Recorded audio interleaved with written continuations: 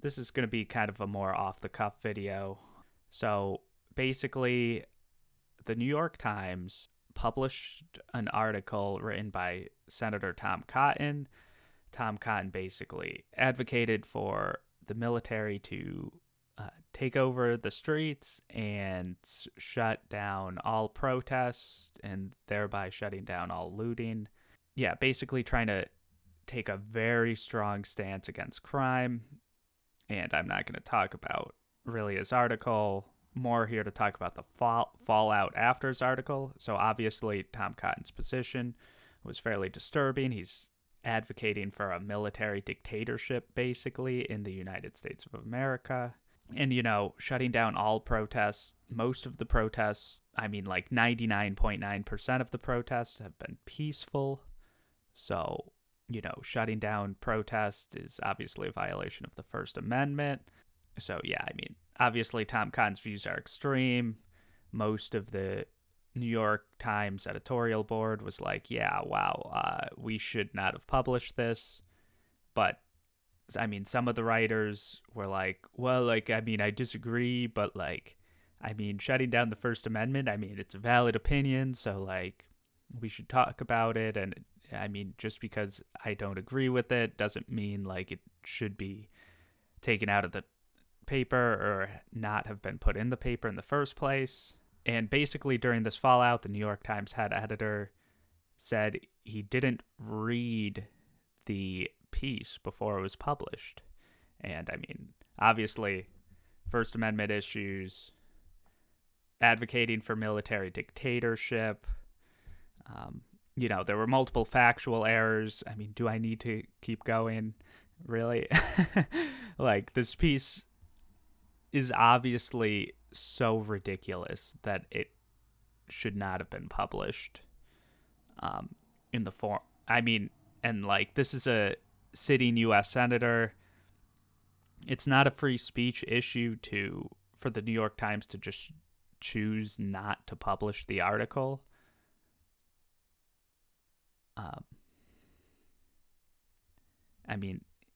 Tom Cotton's a U.S. senator. He has his own platform. He doesn't need the New York Times giving him their platform for him to advocate against the First Amendment. Obviously that's my opinion. But in the fallout, the New York Times head editor said he didn't read the piece. That's what I really want to focus on. If you guys have followed my channel, I did a video maybe 8 or 9 months ago about a 500 word David Brooks piece, and the video was over 20 minutes long, so yeah, maybe a bit excessive on my part, but the subtext to a 20-minute video about a 500 page article is the article was really not content edited, and the video that I made wasn't me disagreeing really with Brooks. It was mostly me criticizing the article. I was basically content editing. So as someone who's made a 20-minute video about a 500-word New York Times article, I'm not surprised they don't content edit their editorial articles or even read them, apparently. That's their words, not mine. So, of course, the New York Times should be editing their editorial articles. Just because they're editorials doesn't mean they don't need grammar edits, content edits, etc. And most of the time, I don't have any problem with their grammar. It's mostly content editing and fact-checking that seems to be lacking in a lot of cases. And maybe kind of diversity of opinion is also lacking, I would say. You've got Senator Tom Cotton coming in and advocating for military takeover of cities in the United States of America. So that should indicate a fairly wide spectrum of opinion. But, they don't have... I don't believe they had one person who supports Bernie Sanders as an opinion writer, or at least he got no votes for endorsements from their editorial board. I believe Liz Bruning probably would have voted for him had she worked there at the time, but I think she started working there after maybe, or just didn't get to vote. But yes, so here's what I want to do. The meat and potatoes of this video. I want to subscribe to the New York Times for a month. I mean, yes, maybe give them some constructive criticism. Yes, but more importantly, I want to give good advice to you guys about who you should read, who you shouldn't read. Are they starting to do content edits? Obviously I'm not inside the New York Times, as it were, but, I could give you my opinion on whether or not these articles are or are not being content edited properly.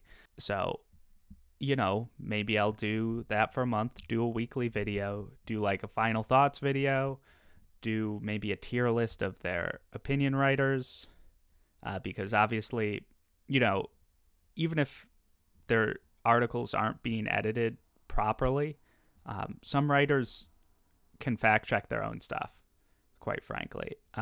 Some writers really don't need editors as much as other writers really will flounder without editors. Either they're really bad without editors, or they've developed an audience where their main readers are accustomed to the same factual inaccuracies that are maybe prevalent in other places in the media as well.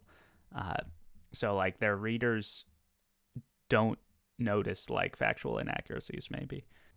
So yeah, tell me what you guys think about this idea. Do you guys also want to do this with me? It's kind of weird. There's this obvious con to doing this where,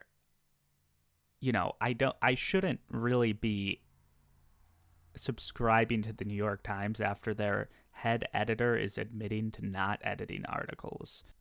Obviously, that's not the kind of behavior we should be rewarding with our money for their subscriptions. But, someone's got to critique the New York Times, and they're if I give my honest opinion as a critic about whether or not you should or shouldn't read the New York Times, or at least you should or shouldn't read their editorial pages because of major editing issues, then yeah, I think that's a service to you guys, but I'm not endorsing the idea of you guys going out and subscribing to the New York Times until maybe I will after I read them for a month. But, yeah. More videos to come on this if you guys think I should do this. Anyway, comment, subscribe. Bye.